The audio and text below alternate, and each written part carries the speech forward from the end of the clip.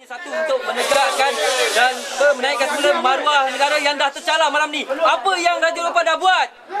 Apa yang Raja Gopal dah buat? Ni semua apa benda perancangan dia selama 2 tahun daripada 2010 selepas menang sampai sekarang, apa yang dia buat?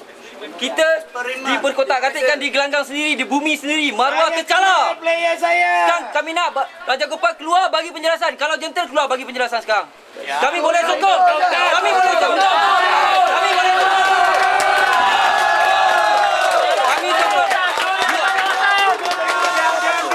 You all tengok apa yang kita buat. Itu semua dengan kudrat, dengan kewangan kami sendiri. Dan kita dah berusaha. Dan apa yang Raja Gopal balas, maruah kita tercalar hari ini. Kami nak Raja Gopal keluar bagi penjelasan. Malaysia kena menang di bumi sendiri.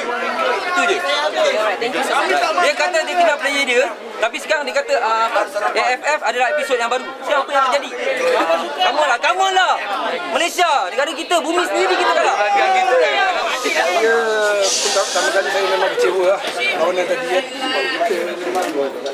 Kita budak-budak kan di tempat sendiri. Jadi saya tak tahu apa lagi Raja Gopal tengah fikir sekarang untuk next game lawan Laos. Tak tahulah. Kadang-kadang saya rasa dah patah semangat lah. Adakah memang dah tak yakin dengan pasukan? Bukan saya tak yakin. Kami yakin. Kami tetap menyokong. Tapi kami nak Raja Gopal. Kami nak perubahan dalam masa yang singkat ni. Itu saja. Sebab masa dekat Bung dulu yang kita kalah 5-1 tu, situasi dia lain. Sini kat home. Tak logik kalau kita kalah teruk dekat home. Kalau kita kalah dekat Jakarta, first game, it's okay kan. Tapi itulah. Tolong kembalikan maruah Malaysia semula. Boleh juga. Okey, untuk Datuk K. Raja Gopal, pemilihan player saya rasa sangat tak kena. Sebab kita mempunyai pengalaman player yang lain yang lebih luar biasa dalam liga, yang lagi bagus dalam liga.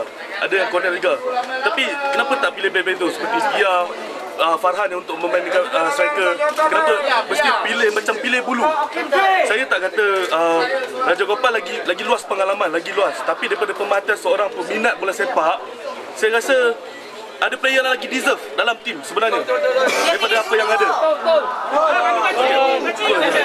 Lama support Harimau Melaya. Sekarang saya 50 over years, okay? Bersama mereka, walaupun saya hidden kat belakang. Tapi memang hari ni sangat kecewa dengan persembahan. Mungkin tak salahkan players, but the coach kena take responsible, okay? Coach sepatutnya sanggup datang berjumpa dengan penyokong. Kami penyokong yang bayar, tak dapat percuma 1 sen subsidi, no. Every single sen. Saya hari ni datang 7 orang satu family. Kira saja berapa ringgit.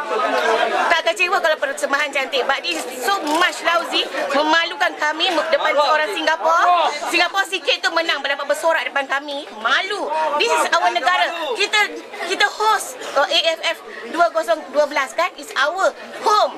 But kita ditewaskan first game bagi ini sekali. Ya Allah, tolonglah. Where is Raja Gopal? Raja Gopal!